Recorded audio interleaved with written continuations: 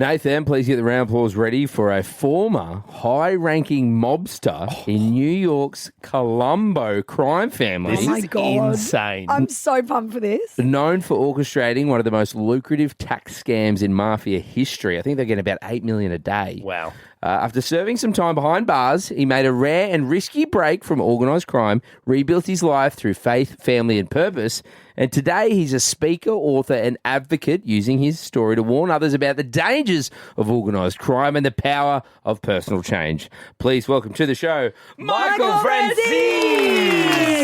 Michael, hello. How are you? That's quite a reception. Thank you very much. Michael, we are fascinated at your story. I know we've only got a limited amount of time, but I reckon I could talk to you for hours. I think this is so interesting. Michael, the first thing I want to ask is, how long were you involved with the mob for when you were in the thick of it? It was about 20 years that I spent on the street. 20 years. And so so there was 5 major crime families, were they, in New York at the time? Yes, 5 in New York, and throughout the country, the United States, we have about 9 families that are recognized as part of the commission. Right. So do you remember them? Like what families are we talking here? No, I remember them, but you have a family in Kansas City, you have another one in Cleveland. Of course, you have 5 in New York, another in Jersey. So, we're spread out all over the country. I mean, there's guys, we have a presence in a lot of different states, New Orleans also, Louisiana, Florida also.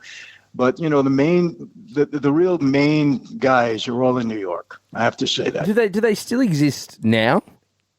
I always say this, the golden years of Mafia Cosa Nostra in my country were really from the late 40s right through the mid 80s when the racketeering law really started to take effect and wipe people out. But is it still existing now? Yes, it's just not the same. Okay. How does it operate now, Michael? So it's not like, a horse head in the bed situation anymore, cash changing hands. Thanks, Godfather. Yeah. How does it operate now? Is it a lot of online stuff? No, they're still on the street. And, I got to tell you this. When I was in that life, there wasn't a day or 2 days that went by without a major story in one of the 3 New York publications, Newsday, Daily News, New York Post. Every single day or every other day, you had a story about somebody doing the same thing. Now, maybe every 6 months. But it's the same stuff. It's gambling. It's loan sharking. It's union, racketeering. It's the same things that they're doing. So have they really gone outside of that much? I don't think so. Michael, how long were you in prison for? I did 8 years in prison. 8 years. And in that time, is it true that you shared a cell with Lyle Menendez of the Menendez brothers? Yeah, yes, I did. Well, actually, with both of them, but Eric got moved after 2 months, and then it was Lyle and myself. We were together for 11 months. Yes. Wow. What was that like? Did you build a friendship together? I did. He was kind of like a younger brother to me. I mean, he was in the cell next to me, and, he was nervous, obviously, scared about his situation. He was a young kid. Mm-hmm. And, we had lengthy conversations. I mean, we were together 24/7, so it's hard to miss somebody in that regard. In your opinion, Michael, obviously, the Menendez case has been, back in the courtroom and back in the media recently. Do you think they did it? Do you think that the sentence that they got was just? Well, they definitely did it. There's no question about it. But the question is, was there abuse? And I believe there was. Lyle opened up to me about it, and it was very hard for him to talk about it. He got emotional at times. He opened up. But here's the thing. I mean, I think the sentence would have been appropriate, life with the possibility of parole.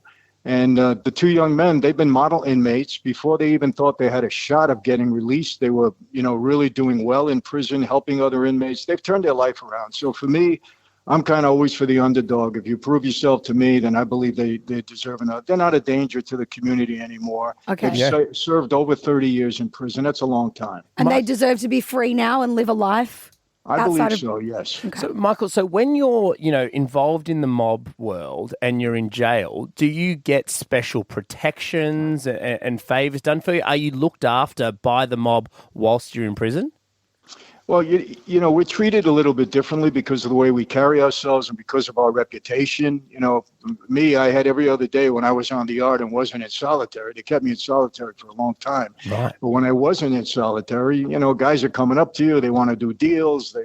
So you get a little better treatment among the inmates because of who you are and your reputation. I had a lot of publicity, so people knew all about me. Yeah. The guards, some of them, they respect you more. Others, they just have it in for you more. So it goes both ways. Michael, a couple of questions. I mean, what did you do that got you in jail? And then also you spent that, you mentioned solitary confinement. I think you spent 3 years. So why did you spend 3 years as well in solitary confinement? Well, understand, I became a major target of law enforcement. I had 18 arrests. I was indicted 7 times. I had 3 racketeering cases. I went to trial 5 times. They were never able to convict me. I always either was acquitted or dismissed on trial. But I finally took a plea. I ran a big tax scam business involving gasoline, wholesale gasoline. We were doing $10 million a week in defrauding the government. Wow. And so I took a plea to that. And I had 10-year sentence, $15 million in restitution, $5 million in forfeitures. And I did 8 years, which was the maximum on 10 with good time. Wow. So how'd you get the 3 years in solitary? Did you do something in jail? No, well, the government was mad at me. They were trying to make a witness out of me. When I said I was walking away from that life, it became major news, and people on the street were upset with me. So the government tried to turn me into a witness. They were saying, you're a dead man anyway. You can't walk away from that life. So they put a lot of pressure on me and kept me in solitary for 29 months. Yeah, this is what I was going to ask about. So they wanted you to essentially rat on the mob and provide information to put more people away. I don't know, like a RICO sense or something. But was there any pressure? Did you ever feel like that was an option for you? Would you ever think to do it, or would the repercussions of that be too dangerous? You got to understand, when I walked away from the life, I wasn't mad at anybody. I didn't want revenge on anybody. I just wanted to preserve my life with my family. Yeah. Because my life was just my family life, being my father did 40 years in prison. Our family life was destroyed. Yeah. I had a brother that was a drug addict for 25 years. A younger sister died of an overdose of drugs. Another younger sister died at the age of 40. She was never mentally stable. My mother, 33 years without her husband. And, I say this all the time. The mob life is a bad life because families are destroyed. And I've seen it my whole life. So I just wanted to preserve my wife and not have that happen to her. I married a young girl. And I said, what am I going to do? Bring her into this life? Eventually, I'm going to go down. They're never going to leave me alone. Yeah. And we had 3 wars in our family. A lot of guys got killed during that time. So one way or the other, it was a jail cell or a coffin for me. Okay, so you picked the jail cell. That's why you took the plea. But you didn't enter witness protection. Was that scary? Like, you were out in the open then once you left prison? Yeah, and I had threats on me. My boss was very upset with me because he took it very personal when I walked away. But the bottom line, I said, listen, I'm not hurting anybody. Yeah. And I know what you guys are capable of. I don't sell you short, but I'm going to take my chances. And it's a long story, which I'm going to be talking about, in my Sydney and Melbourne night, because a lot of people, they don't know all about the mob. They don't get it. There's a lot of myths out there, but I want to explain my story, and I'm going to talk about how it originated, how it's still thriving or moving, I should say, and when the golden years was, some of the main guys, we'll talk about all of that. Yeah, the Dalton House, Pyrmont, Sydney, also doing Timmy Yard in Melbourne, Monday, 7th of July here in Sydney, Wednesday, 9th of July in Melbourne. What, Michael, give us another tease, right? I know, we want people to go, I want to come watch. This is fascinating. Yeah. What is one of the worst moments in your time in the mob? What's a point you look back and you go, this is fucked? Yeah, like a mass murder or something like that. Well, I can tell you this. Unfortunately, I saw a lot in that life. I'm going to be honest. I saw a lot of guys get killed, people that were close to me. But my worst moment, one of the horrors of that life, you make a mistake, you violate policy, at least it's said that you violate policy. Your best friend walks you into a room and you don't walk out again. And that's a fact. And unfortunately, through my 20 years, I've seen that occur. And it happens to almost everybody at some point in that life when you're doing well. And I had that experience, and people, I'm going to tell you, I'll describe it. It was scary. Wow. So would you have people that you consider lifelong friends you'd have this really strong connection with, and then the next thing they've been killed by the mob that you're in? Absolutely. Yeah. I had friends that I had a friend of mine was so scared we weren't allowed to deal with drugs.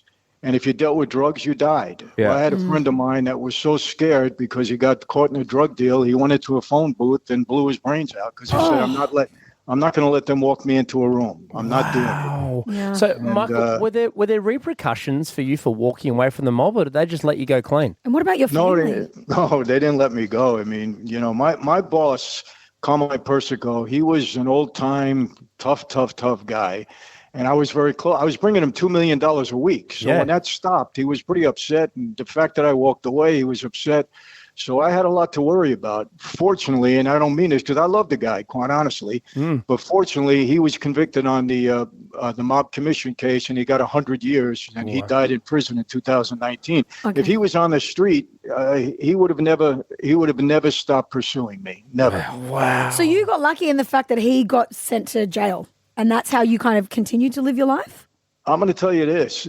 Everybody that I ran with during that time is either dead or in prison. I'm the only guy that survived. So to say that I'm fortunate, and I'm gonna show evidence of that during our shows, because it's very it's been out there, it's in the media and everything. Everybody's dead or in prison. Wow. Well, Michael, this is fascinating. Thank you so much for coming on the show and sharing your story. And congratulations from getting out, man. Hey, you're out, yeah. This is full on. Of course, you can go and see Michael's show, as Jim said, Monday the 7th of July, Dalton House, Piermont, right here in Sydney. Go and check it out at the Timber Yard in Melbourne, 9th of July. Michael, thank you so much for being a part of the show. This has been fascinating. We appreciate it. And thanks for having me. And if you're in the area, of course, you're our guests at the show. Oh, thank you, Michael. Thank you, man. See you, mate. Appreciate it. Bye-bye.